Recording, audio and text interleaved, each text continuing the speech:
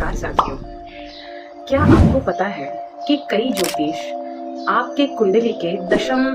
घर में उपस्थित ग्रहों के आधार पर ऐसी गणनाएं कर देते हैं कि आपकी कुंडली में सरकारी नौकरी के योग हैं और जातक जो है वो अनेक प्रयास करने के बावजूद भी सफल नहीं हो पाते। क्या वो भाव संधि में है? भाव संधि बहुत ही महत्वपूर्ण एक ऐसा सिचुएशंस होती है ग्रहों की कि वो फल ही नहीं दे पाते। तो मैं तो ये नहीं कह सकूंगी कि फल ही नहीं देंगे, लेकिन हाँ, अगर कोई ग्रह भाव संधि में उपस्थित है तो वो उस घर में फल नहीं देंगे। यानी अगर यहाँ पर उदाहरण के लिए देख लीजिए, जो सूर्य है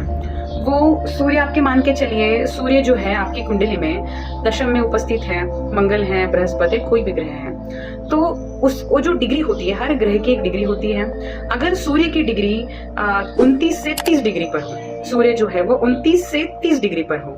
या फिर सूर्य 0 से 1 डिग्री पर हो, यानी कि 29 से 30 अंश पर ग्रह है, या फिर 1 से 0 से 1 पर, ठीक है, तो हम कहेंगे कि सूर्य भाव संधि में आ गए। मान के चलिए 29 से 30 जो है डिग्री पर अगर आपका सूर्य है तो वो हो गया उतरता सूर्य हो गया। उतरता सूर्य यानी उदाहरण के लिए ले लीजिए कि आप ऑफिस में जाते हो और ऑफिस में जाने के बाद 9 बजे ऑफिस है, 5 बजे ऑफिस जो है आपका छूट रहा है, 5 बजते ही आपके दिमाग में क्या आता है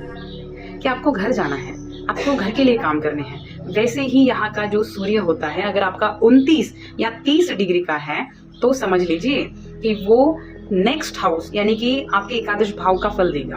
अगर आपका 0 या 1 डिग्री के बीच में आपका सूर्य है तो मान लीजिए कि आपका सूर्य जो है वो पिछले घर यानी कि नवम भाव से संबंधित फल देगा, आपको दशम भाव से संबंधित फल नहीं देगा। अगर कोई आपको यह कह रहा है कि सूर्य आपके दशम में है, उसका डिग्री 29 से 30 भी हो या फिर 0 से 1 हो, आपको 100% सरकारी नौकरी लगेगी,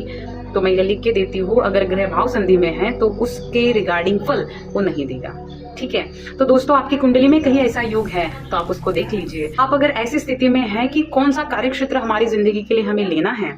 तो जल्द ही नेक्स्ट वीडियो मैं आपके लिए लेकर आऊंगी कि आप आपके कुंडली को देखकर यह जान पाएंगे कि आपके लिए कौन सा ऐसा कार्य क्षेत्र है जो आपको रातों रात तरक्की